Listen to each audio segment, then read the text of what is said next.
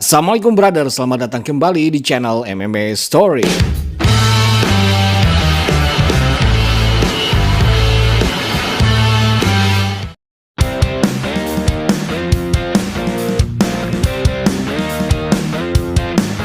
UFC terbaru UFC 325 menjadi event rematch panas Alexander Volkanovski versus Diego Lopes. Pertarungan yang kembali dibuat karena dianggap masih sengit. Lalu di main event ada Dan Hooker versus Benoit Saint-Denis dan Rafael Fiziev versus Mauricio Ruffi. Langsung saja kita recap dan analisa UFC 325 Alexander Volkanovski versus Diego Lopes.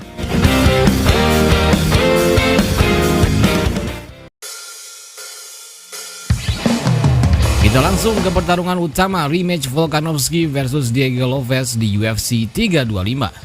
Di ronde pertama keduanya masih saling mengukur, tak ada aksi yang signifikan.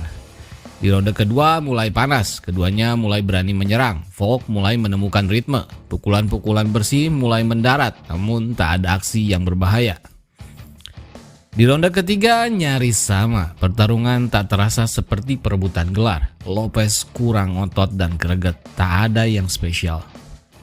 Di ronde keempat, Lopes bukannya agresif mengejar ketinggalan, namun ia masih dalam mode yang sama, mode aman, tak ada aksi nekat untuk memenangkan gelar, membosankan sekali. Di ronde kelima semakin memperjelas tak ada api dan tekad untuk juara dari Diego Lopes. Pertarungan terasa seperti sparring, tak ada yang ingin Lopes perjuangkan, sangat membosankan. Alexander Volkanovski pun memenangkan kembali gelarnya dengan mulus dan lancar. Volkanovski tak mendapatkan ancaman berarti, ia mempertahankan gelarnya dengan mudah. Lopes hanya menjadi lawan sparringnya kali ini. Pilihan matchup yang sangat buruk dari UFC kali ini dan menjadi main event. Lopes benar-benar jauh dari layak mendapatkan title shot kembali. Dia sudah kalah telak di pertarungan awal yang bahkan ia juga tak layak mendapatkannya. Apalagi melihat caranya bertarung di title fight sungguh sangat mengecewakan. Pertarungan ini meaningless, tak membuktikan apapun, tak menunjukkan apapun, nyaris tak berarti. UFC seolah menutup mata dari kontender sesungguhnya yang sudah lebih dari layak mendapatkan title shot. Movsar Evloev berada di ranking 1 top contender, 19-0 tak terkalahkan. 9-0 di UFC menyapu semua kontender termasuk Diego Lopes. Bagaimana bisa Lopes yang ia kalahkan mendapatkan 2 title shot beruntun? Ia sudah dikesampingkan sejak era Topuria. Kini saatnya ia melawan Volkanovski yang mana pertarungannya akan benar-benar membuktikan siapa yang terbaik di featherweight. Karena title shot haruslah yang terbaik melawan yang terbaik dan Diego Lopes bukan yang terbaik. Karena itu perebutan title ini tak membuktikan apapun untuk Volkanovski. Ia belum membuktikan jika ialah yang terbaik di featherweight. Semoga UFC tak lagi memberikan pertarungan tanpa arti yang jelas seperti ini. Bagaimana menurut kalian?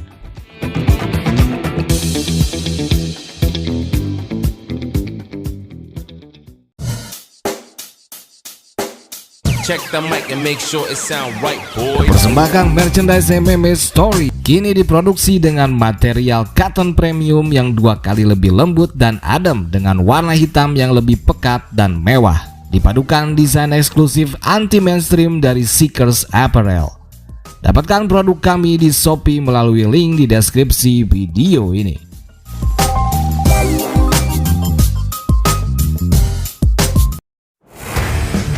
Kita ke Dan Hooker versus Benoit Saint-Denis, match up yang menjanjikan pertarungan spektakuler.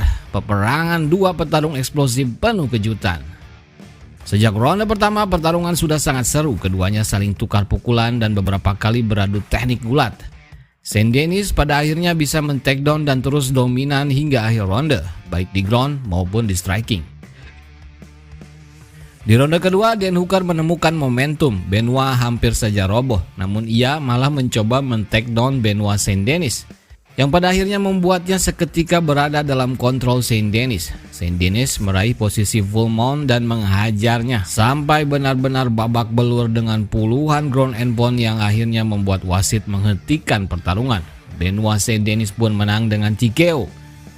Ini merupakan kemenangan keempat beruntunnya dengan finish sejak kalah dari Poirier dan Moicano. Rasanya ia kembali layak melawan top 5 contender. Mungkin Paddy Pimblett akan menarik atau Oliveira maupun Holloway.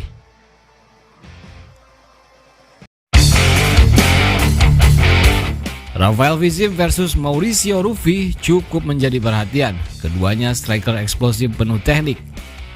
Di ronde pertama tak ada sesuatu yang menarik, keduanya hanya saling mengukur tanpa serangan nyata.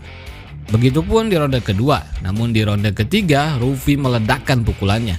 Fiziev roboh dikejar terus dengan banyak pukulan lainnya hingga wasit menghentikan pertarungan.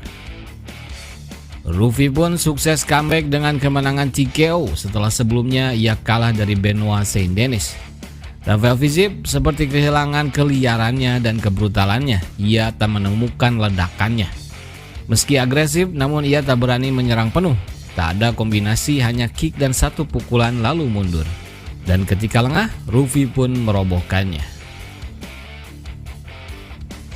Berikut kami juga tampilkan hasil lengkap UFC 325 tadi pagi.